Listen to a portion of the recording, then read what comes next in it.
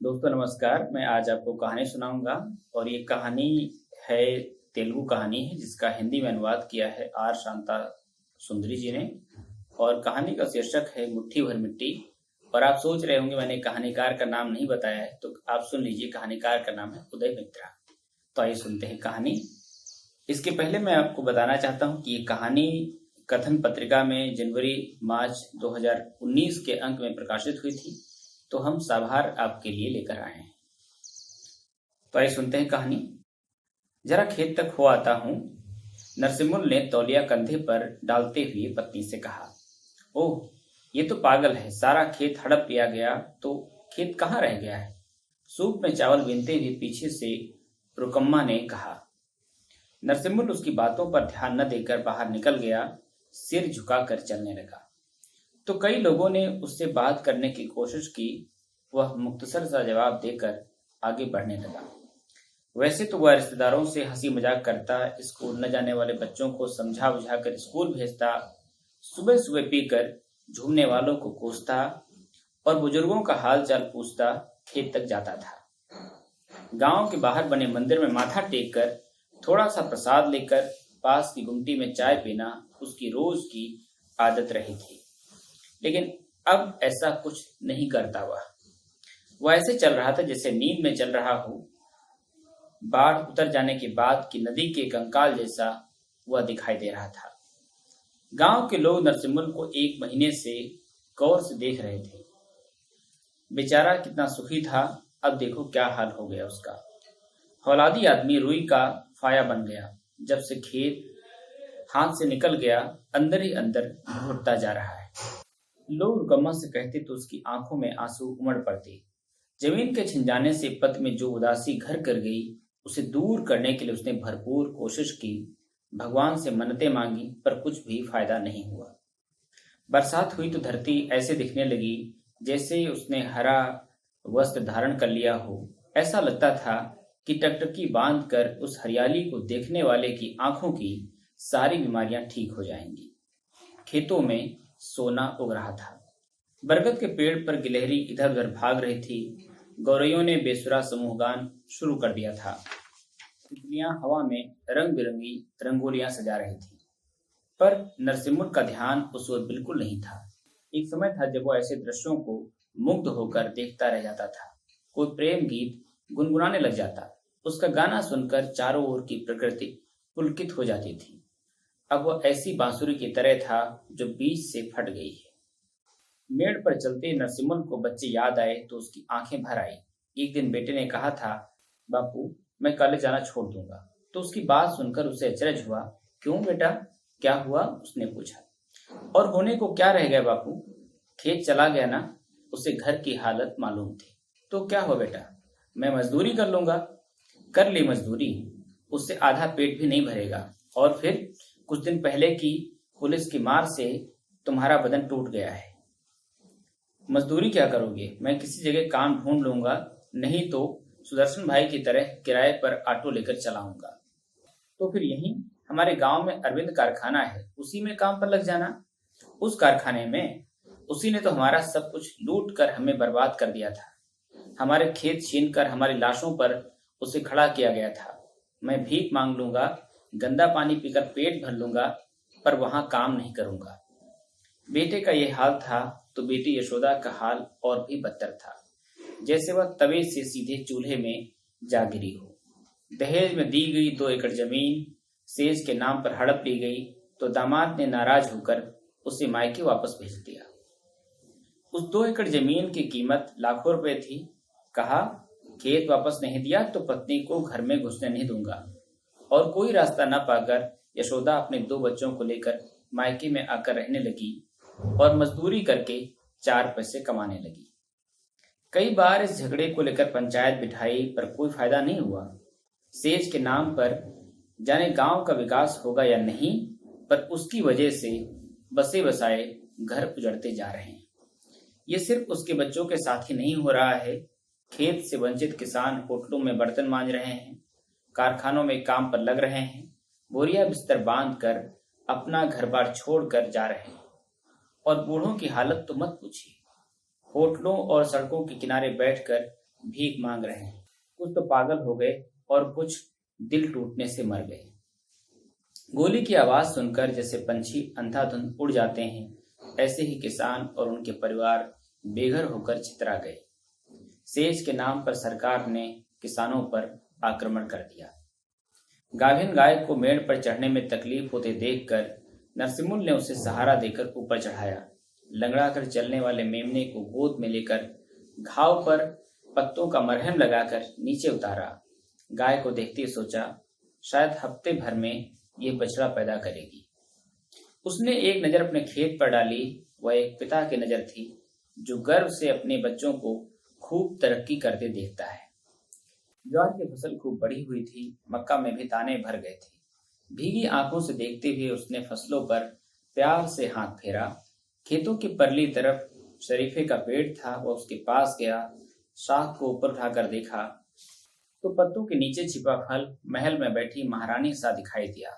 उसने फल तोड़कर नहीं खाया, बल्कि यूं ही छोड़कर आगे बढ़ गया। कुछ देर टमाटर के पौधों के बीच बैठा रहा।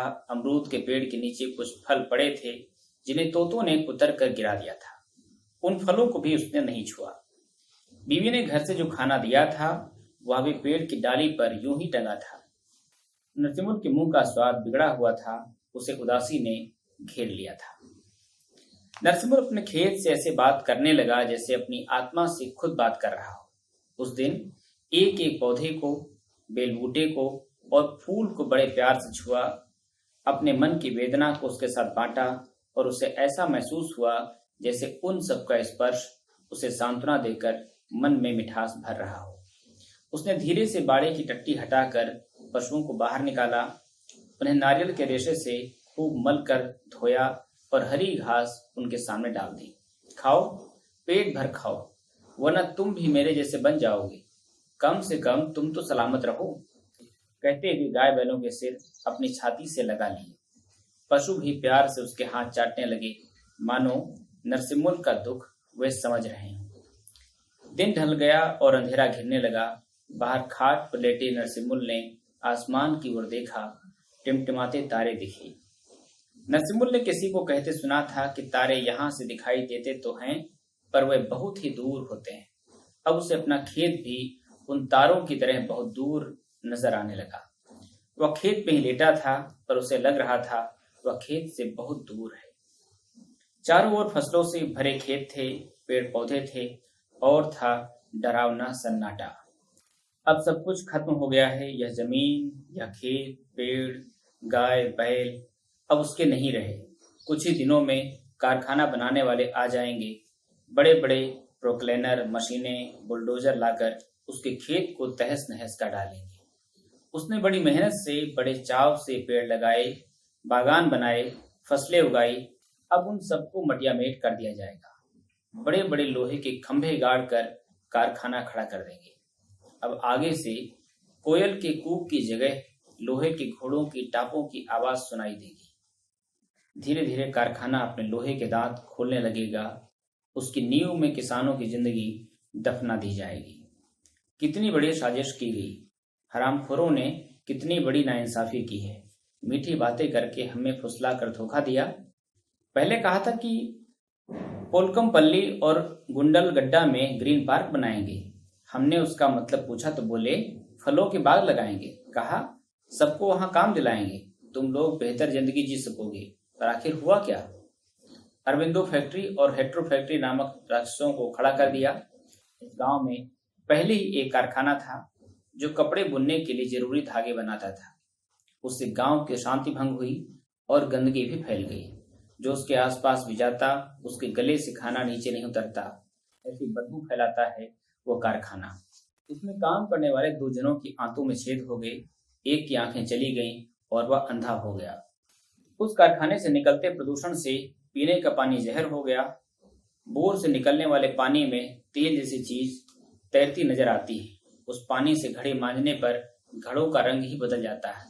एक छोटे से कारखाने की वजह से 20 सालों से ओलेपल्ली गांव का सुख चैन छिन गया और अब अजगर जैसे 2 बड़े कारखाने बनने वाले हैं और कह रहे हैं कि आसपास के गांव से आगे और 25 कारखाने बनाने की योजना है।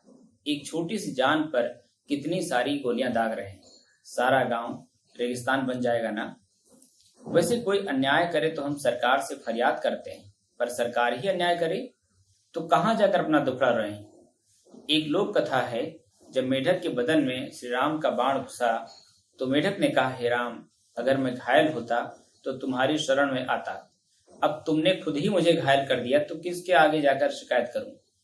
सबसे पहले एमआरओ आया और ऐलान किया, आपके खेत अब आपके नहीं रहे, सरकार का आदेश मिल गया है, मुआवजा दिया जाएगा। पहले किसी को भी उसकी बातों पर यकीन नहीं आया। पीढ़ियों से ये खेत हमारे रहे, अब ये हमारे हाथ से कैसे निकल जाएंगे, ऐसे कैसे हड़प लेंगे।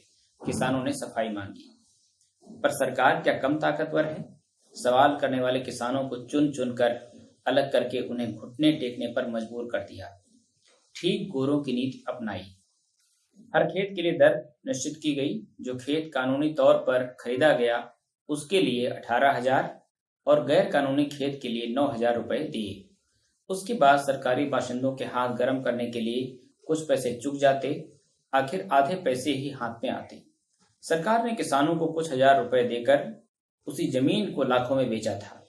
सरकार खुद दलाल बन गई और किसानों के लिए फांसी का फंदा भी। जिस तरह मुर्गी अपने चूजों को बचाने चील से लड़ती है, उसी तरह किसानों ने भी पहले हिम्मत करके सरकार से काफी लड़ झगड़ कर देख लिया। लेकिन मुर्गी भी एक चील से लड़ सकती है। अगर एक साथ दो चीलें झपट्टा मार दें तो कैसे लड़ेगी। किसानों पर भी दो तरफा हमला हुआ, एक तरफ प्राइवेट गुंडे और दूसरी तरफ सरकारी आदमी। उनके एकजुट हमले का सामना न कर सकने से किसानों की बड़ी दुर्गति हुई। कुछ किसान हार नहीं मानना चाहते थे तो दिन रात खेतों पर ही रहकर रखवाली करते रहे। गांव के बीच बड़े पेड़ के नीचे सभा बुलाई और दूसरे किसानों को भी हिम्मत बंधाई। सरकारी वाहन चालक बोर चलाने आया तो उसे मार भगाया। लुक छिपकर किसी ने बोर चलाया तो बोर को पत्थर और मिट्टी से भर दिया। कंपनी के झंडे उखाड़ कर फेंक दिए, कंपनी के नाम लिखे पत्थर भी उखाड़ दिए। नरसिम्हुल उनका अगुआ था तो उसे इतना सताया गया कि इसी लोक में उसे नरक का अनुभव हो गया। सब चुपचाप अपने खेत सौंप रहे हैं तो तू क्या अपने को बड़ा लीडर समझता है। तू बीच में पड़कर उन्हें क्यों उकसा रहा, हरामखोर। अंदर मिर्ची झोंक दी तो कुत्ते की मौत मरेगा रे तू, कहकर उसे खूब मारा पीटा। हाथ पीछे बांध कर उसके बीच डंडा घुसाकर चोर की तरह पकड़कर थाने ले गए। हड्डियां चूर चूर होने तक खूब मारा। केस बनाए, घर की औरतों को गंदी गालियां दी। इस तरह का अत्याचार अब तक कभी नहीं देखा था गांव के लोगों ने। उन दरिंदों की मार ऐसी पड़ी कि जमीन से वंचित 42 किसानों की जानें चली गई। बचे हुए लोग उन्हें अर्थियों पर शमशान ले जाने लगे तो ऐसा लगा गांव के टुकड़े टुकड़े करके अर्थियों पर उठाकर ले जा रहे हैं। गांव का दुख बांटने वाले कुछ लोग तो थे पर मिटाने वाला कोई नहीं था। पत्रकार आते, कुछ लिखकर चले जाते, गांव की हालत देखकर भी चुपचाप चले जाते। कोई सवाल नहीं, अन्याय के खिलाफ कोई आवाज नहीं। खेत के छिन जाने से मुआवजा देने की बात सब करते पर कोई भी कारखाना बनाने के खिलाफ न बोलता। किसी भी दल का कोई व्यक्ति किसानों के साथ नहीं खड़ा हुआ। जैसे ये काफी न था, उन लोगों ने गांव के बीच झगड़े पैदा कर दिए। किसी गांव में किसानों को गार्ड की नौकरी देकर उन्हें अपना गुंडा बना लिया और उनसे पोले पले गांव पर हमले करवाए।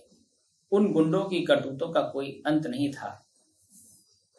सूखी घास के ढेरों में आग लगा देते, मुर्गियां और भेड़े चुरा ले जाते, कूड़े के ढेरों तक को नहीं छोड़ा, उनमें भी आग लगाकर चले गए। किसी रोक टोक के बिना हड़प लिए गए खेतों की जगह नई सड़कें बन गईं। पहले गांव में रोड़े की सड़क होती थी, अब कारखाना बनने से पहले ही पक्की सड़कों का जाल सा बन गया, जैसे गांव से सांप लिपट गए हो। नरसिम्हुल का खेत बाकी खेतों के बीच था, इसलिए उसे बेचने के सिवा दूसरा रास्ता नहीं था। फिर भी वह अड़ गया। उसने कहा, जमीन को बेचना मतलब जोरू को बेचना। एमआरओ को गुस्सा आ गया। तू नहीं बेचना चाहता तो मत बेच, तेरी मर्जी। नहीं बेचेगा तो उसे छीन लिया जाएगा। जो थोड़ा बहुत पैसा मिलेगा उससे भी हाथ धो बैठेगा, उसने चेतावनी दी। पत्नी रुकम्मा ने दूर की सोची और समझाया कि बेचना ही ठीक होगा। बस फसल कटने तक रुकने की विनती की तो वे मान गए। अपने ख्यालों से बाहर निकलकर नरसिम्हुल ने आकाश की ओर देखा। पूरा आकाश काले मेघों से घिर गया था।